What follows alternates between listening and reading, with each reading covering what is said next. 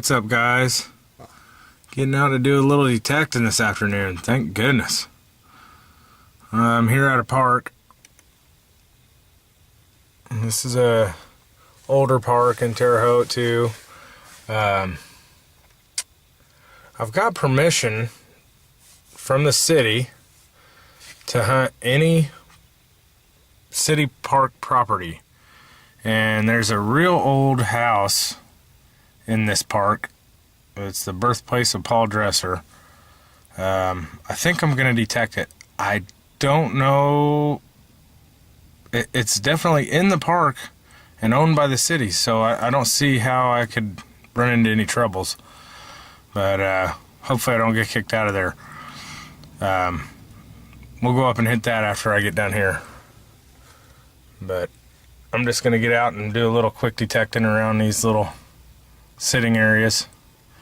See if I can find some clad or something. So, alright, well, I'll get back to you if I find anything.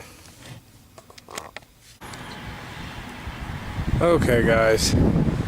I tried down by the river for a little bit and only found a few pennies. So, we're going to try this old house here. This was the birthplace of Paul Dresser. And the sign says he was a composer of an Indiana state song on the banks of the Wabash and other songs popular in the gay 90s.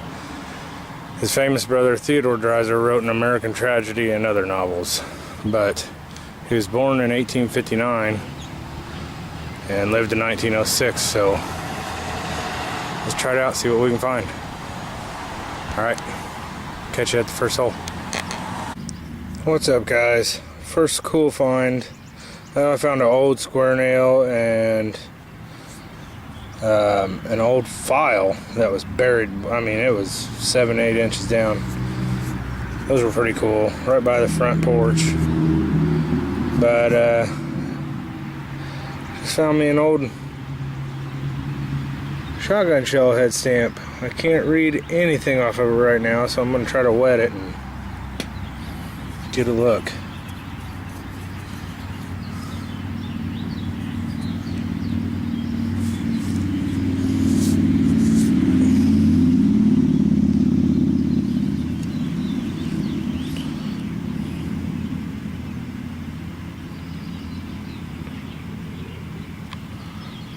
Well,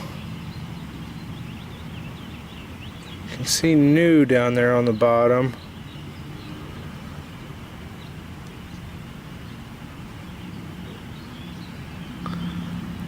I think it says Western on the top.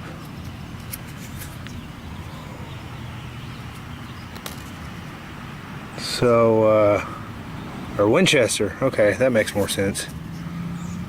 I say Western. The knife.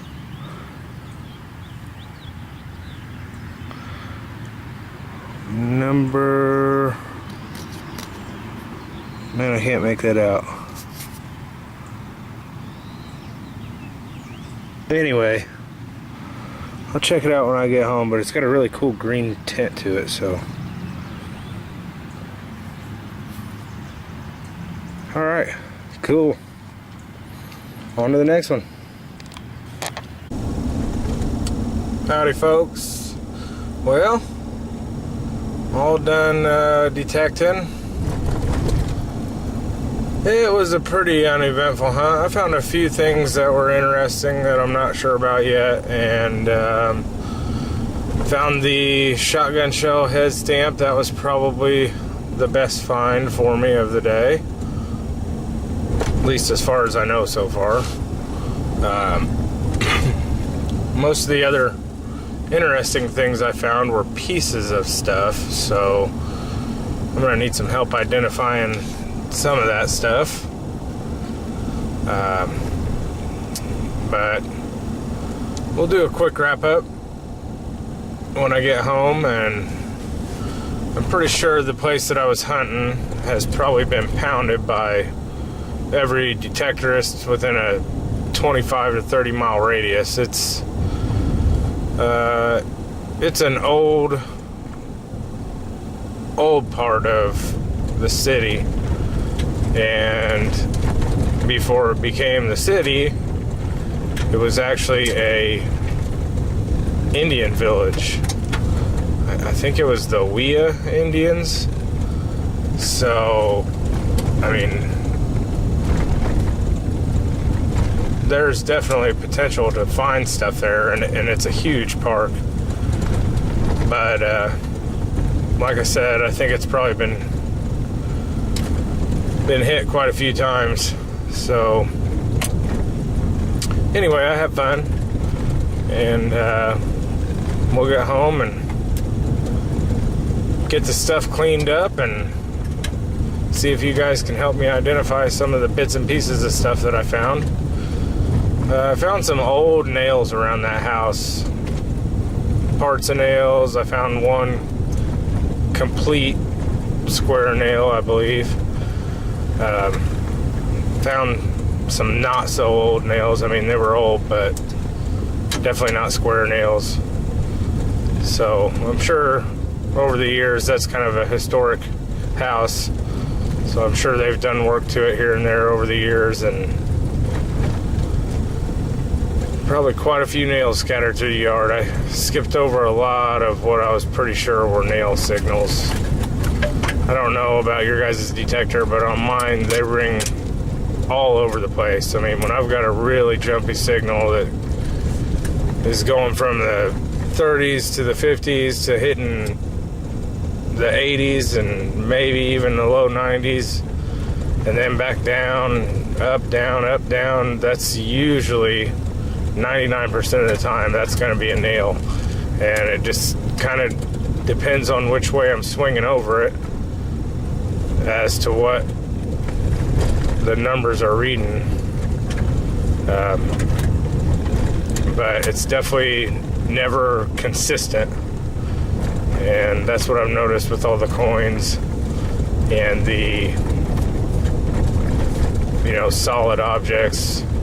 They're a real consistent signal, not jumpy at all. And so I'm getting pretty good at learning my detector and knowing what's what. I mean, most of the nails I dug, before I dug them, I had a pretty good idea that they were nails. So, but you know, I still like to dig a lot of signals anyways, just because you never know. But all right, I'll see you when I get home, and we'll do a quick wrap up. See you then. What's up, guys? Out here in the hideout. Just thought I'd quickly show you my little rack here. And my Rizzo bobblehead doll. My old style Cubs bottle. Thought that was cool. They came out with those a couple years ago. If you can't tell, I'm a Cubs fan. This is actually a ball from a Cubs game. Just a practice ball that the opposing team was using to warm up their pitchers with. They threw them to the crowd at every break in the inning, and I tried to get one 8 innings in a row and never got one, and my wife stood up and in between the 8th and 9th inning, and the dude threw it right to her. So yeah, next time I'll know, huh?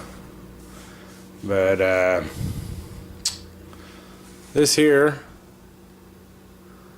this Brown Brothers veal cup, coffee cup. They had those made a long time ago, my dad and uncles, when they were in the veal business. So, you know, just some stuff that means a little bit to me. The shot glasses we mostly got. We used to take a lot of vacations before we had the kids, so we got most of those on vacation. But, alright, let's get to the wrap up. So,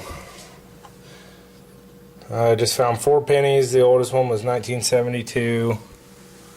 This little thing, I think, was maybe an old piece of air hose. I'm not sure. An old file that was down pretty deep.